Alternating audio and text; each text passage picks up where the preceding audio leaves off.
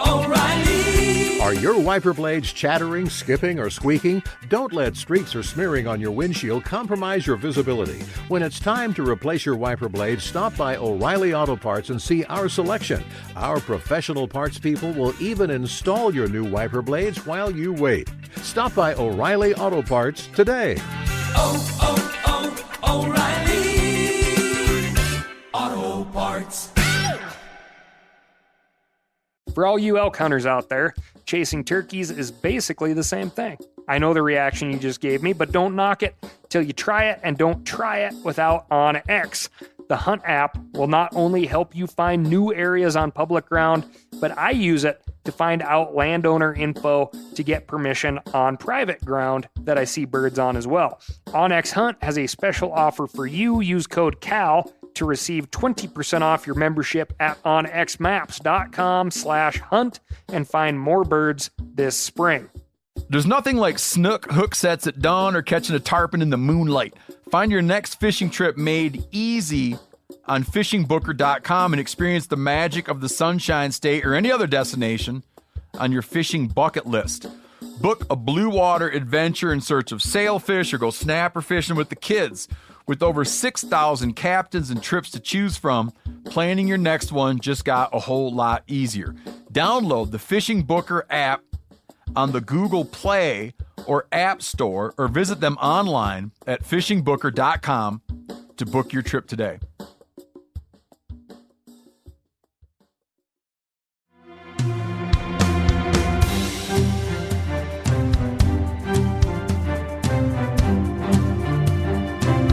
From Meat Eater's World News Headquarters in Bozeman, Montana, this is Cal's Week in Review with Ryan Cal Callahan. Now, here's Cal.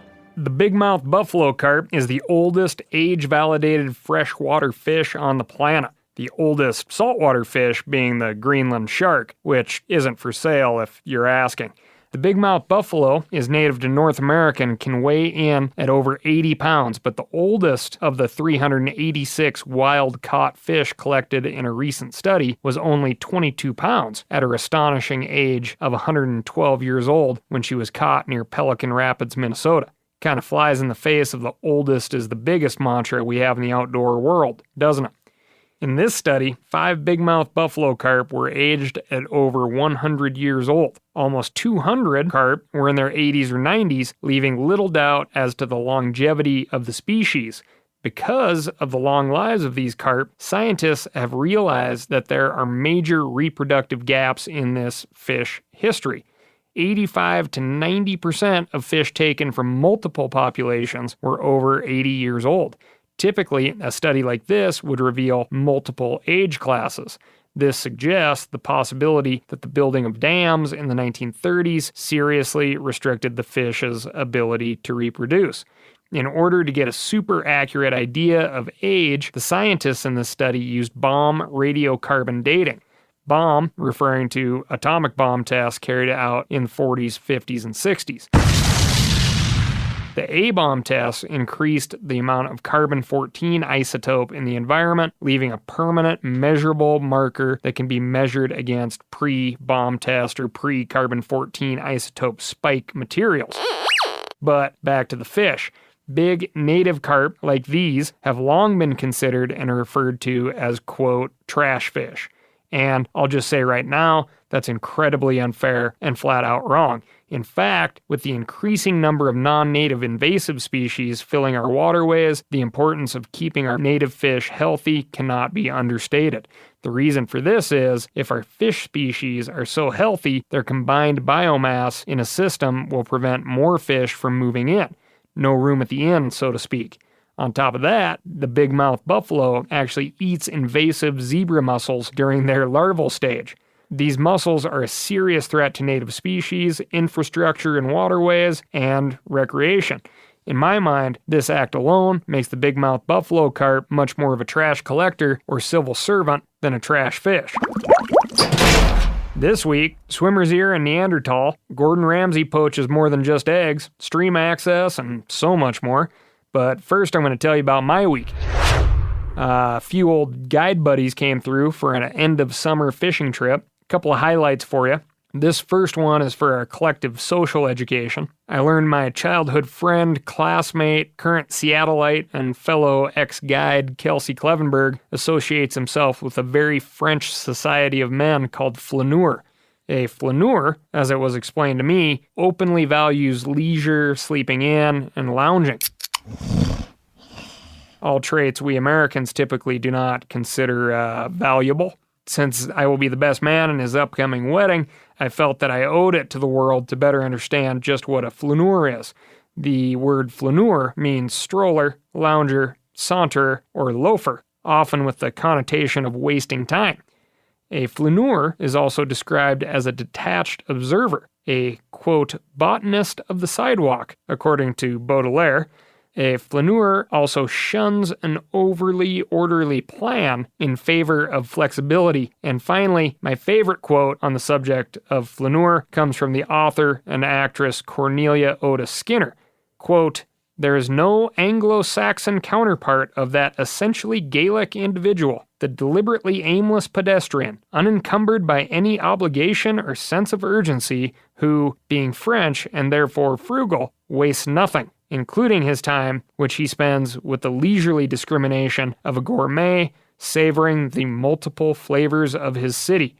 If you're still confused, this Seattle-based buddy of mine could be described as the dude from the amazing Coen Brothers movie, The Big Lebowski, if the dude was a bit more techie and really into CrossFit. Well, that's just like your opinion, man. So now you know what a flaneur is, and like myself, will now be forced to categorize some of your buddies or your own behavior a little differently. Back to the fun fishing part, or the second highlight of the trip. This one came as a direct result of being flexible, much like the aforementioned flaneur. We were rewarded by refusing to follow a rigid plan.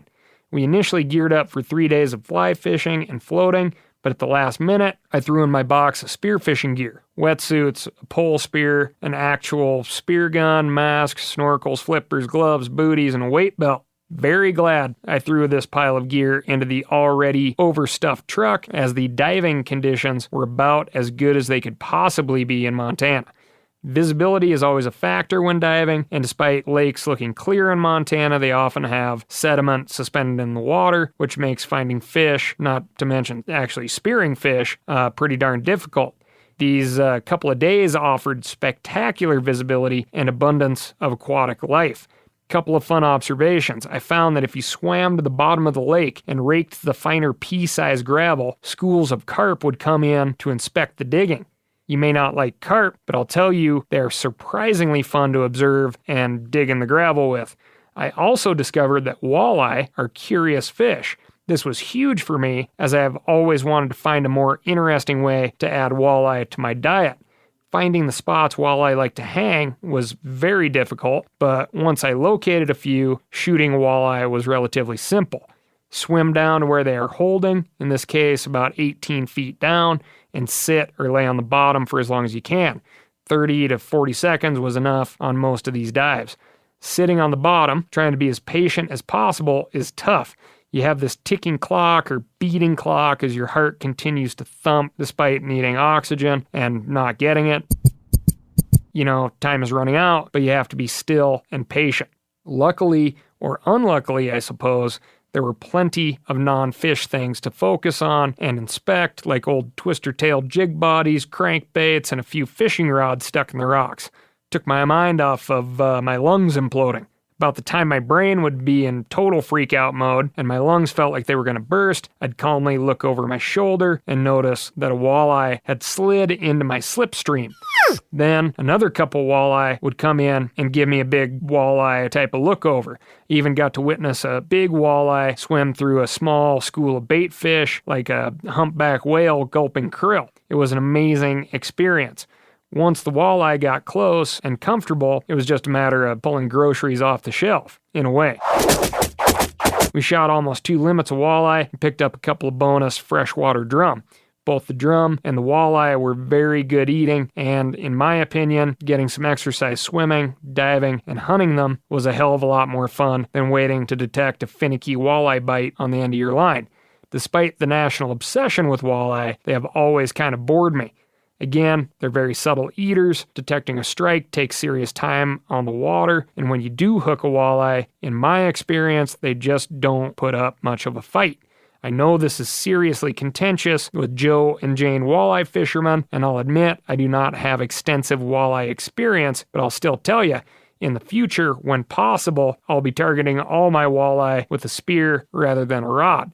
Nothing wrong with a little more exercise per walleye in the coop. O'Reilly Auto Parts are in the business of keeping your car on the road. O'Reilly Auto Parts offer friendly, helpful service and the parts knowledge you need for all your maintenance and repairs. I don't know if you stopped in at an O'Reilly lately, but I use one because we have one right not too far from my house. People there are super helpful. I don't care if I'm getting boat batteries, car parts, whatever. Love those guys. They got thousands of parts and accessories in stock, either in-store or online, so you don't have to worry if you're in a jam. The team at O'Reilly Auto Parts can test your battery for free, in or out of your car. If it needs to be replaced, they'll help you find just the right battery for your vehicle. If you need your windshield wipers replaced, a brake light fixed, quick service, they'll help you find the right part or point you to the nearest local repair shop for help. Whether you are a car aficionado or an auto novice, you will find the employees at O'Reilly Auto Parts to be knowledgeable, helpful, and best of all, friendly. The professional parts people at O'Reilly Auto Parts are your one-stop shop for all things do-it-yourself auto. You can find what you need in-store or online. Stop by O'Reilly Auto Parts today or visit us at O'ReillyAuto.com/meateater. That's O'ReillyAuto.com/meateater. For all you elk hunters out there, chasing turkeys is basically the same thing. I know the reaction you just gave me, but don't knock it till you try it, and don't try it without OnX.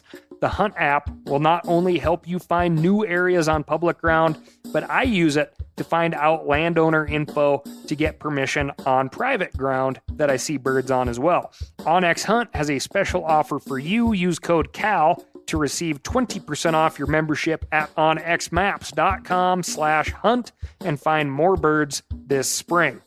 Now, a lot of you guys are familiar with the old hunting tradition of eating, some organ, the heart or a chunk of liver off the first animal you kill. I had that when I was a little kid, and it was a big deal. Organ meats were always prized by frontier people who knew the importance of getting a lot of different minerals and nutrients. And as often is the case, those guys were onto something, because organs are among the most nutrient-rich foods on the planet. And you can get the same benefits your ancestors craved via convenient daily capsules from Heart and Soil, made exclusively from regeneratively raised, grass-fed, and finished cattle. Heart and Soil's unique freeze-drying process means all those important nutrients are trapped in, ensuring you experience every one of the benefits of nature's superfood in a clean, convenient, taste-free capsule. Find out more at heartandsoil.co and make sure to use code MeatEater for 10% off your purchase. That's heartandsoil.co. Use the code MeatEater. Moving on to the anthropology desk and letting you know that this type of watery physical activity may come at a cost, and apparently always has. Repeated exposure to cold water, like we were diving in, can cause something called surfer's ear. That's the layman's term for external auditory exostoses, or bony growths that build up in the inner ear canal in response to irritation caused by repeated dips in cold water. Quite coincidentally, a recent study of Eurasian Neanderthal skulls revealed a surprisingly high occurrence of surfer's ear. Now, the sample size is relatively small, but these skulls may still offer a snapshot into Neanderthal life. I highly doubt this snapshot will reveal any ancient surfboard design, but I'll follow along and let you know. About half of the 23 skulls in this study suggest that Neanderthals likely spent a lot of time foraging in and around water. Additionally, an equal prevalence of surfer's ear in both male and female Neanderthals suggests that men and women shared the same hunting and foraging responsibilities. A set-in-bone fact that hunting and fishing is just as female as it is male. I find stuff like this generally fascinating, but it also makes me think that if you really like to fish or clam or forage seaweed and get roped into one of those genetic testing services and your results come back with Neanderthal DNA, you can just nod your head and say something like, yes, of course. I mean, you won't be entirely right, but you won't be all that wrong either. Moving on, but sticking with the ancestral fishing desk, Gordon Ramsay, the celebrity chef made famous by the series Hell's Kitchen, got some ink the other week when he admitted to fond childhood memories of poaching salmon with his father in Scotland. Poaching, like he and his dad were illegally taking game, not the cooking technique. It's ridiculous! Fishing in Scotland is, in my humble opinion, extremely complicated. Waters where salmon can be found are generally private. These private waters are either locked up solely for the landowner or leased to fishing clubs, hotels, lodges, or angling associations. In order to get on water with a reasonable chance at catching a salmon, an angler will more than likely have to spend a lot of cash. You'd have to book a spendy spot on a salmon river, a beat as they call them there, stay at a posh lodge that provides beats, or purchase membership in a fishing club. Most beats are offered to the current leasee, meaning that if it's good, the beat will rarely, if ever, change hands. So an angler will have to secure a subprime beat and wait on the anglers with prime beats to move on or go away or die, allowing everyone with the subprime beats to kind of move up the river beat ladder into a better fishing spot and better opportunity. None of this makes Ramsay's history of poaching acceptable, but it does paint a picture of how someone who wants to fish could look at this system and say, screw it, I'm going fishing. And they taste absolutely delicious. Frustrating as I find this whole private water thing, it does allow me to once again talk about how awesome some of the fish and game laws are in America, and how darned lucky we are to be able to enjoy access to rivers and forests owned by us, the people, not a fishing club or crown estate. That being said, it's incumbent on all of us to protect our exceptional access rights. Look at what's going on in the state of New Mexico in regards to this very thing. According to the New Mexico State Constitution, the unappropriated water of every natural stream, perennial or torrential, within the state of New Mexico is hereby declared to belong to the public. Sounds good, but accessing that water has become something of a challenge over the past few years. In 2015, New Mexico passed a bill taking away public use of stream beds that cut through private property. Before that, those stream beds were considered public land, just like they are here in the great state of Montana. That legislation flew in the face of New Mexico's own Attorney General, who wrote an opinion in 2014 explicitly stating that streams are public domain. But wait, there's more. In 2017, the New Mexico Department of Fish and Game enacted a program that allowed landowners to apply for permits barring all public use of rivers and streams that go through their property. The 5 landowners who got these permits last year were allowed to prevent people from even floating on top of the water. Some even erected fences all the way across rivers that were, up until a few years ago, public land, locking out boaters and anglers who've been enjoying those waters their entire lives. Now, for good news, the current State Game Commission, recently appointed by the new governor, voted to temporarily halt this program of river and stream privatization while the New Mexico Attorney General's office reviews the legality of the whole deal. Folks, this is not a new issue. Water access in this country is contentious and confusing. Laws about how you can legally get to and use rivers, streams, lakes, and seashores differ from state to state, and you need to be respectful of private land. In order to stay hip on this stuff, a couple years ago, our friends at Backcountry Hunters and Anglers put together a report that outlines the basics for each state. You can find it on their website, and I suggest you do so. And, as per usual, if you live in New Mexico or spend money recreating in that beautiful state, call your New Mexico state senators and let them know what you think. This is a huge topic, and I could spend multiple episodes on it, but for now, I'll leave it at this. The public trust doctrine gives us historic rights to access and use our waters for fishing, fowling, and navigation. But those rights are not guaranteed in the Constitution. So if we don't continue to fight for them, we could wind up like jolly old England, meaning we'd all have to join fishing clubs, wear breeches, and pay a lot of money to get our boots wet. I'd prefer to keep the system and the pants we've got over here. That's all I've got for you this week. Be sure to let me know how I'm doing at Ask Cal. That's ASKCAL at themeateater.com. Subscribe, download, and leave me a review wherever podcasts are streamable and downloadable. If you want to follow along even more, you can check me out on my Instagram account at OlCal406. I'll talk to you next week. Thanks for tuning in.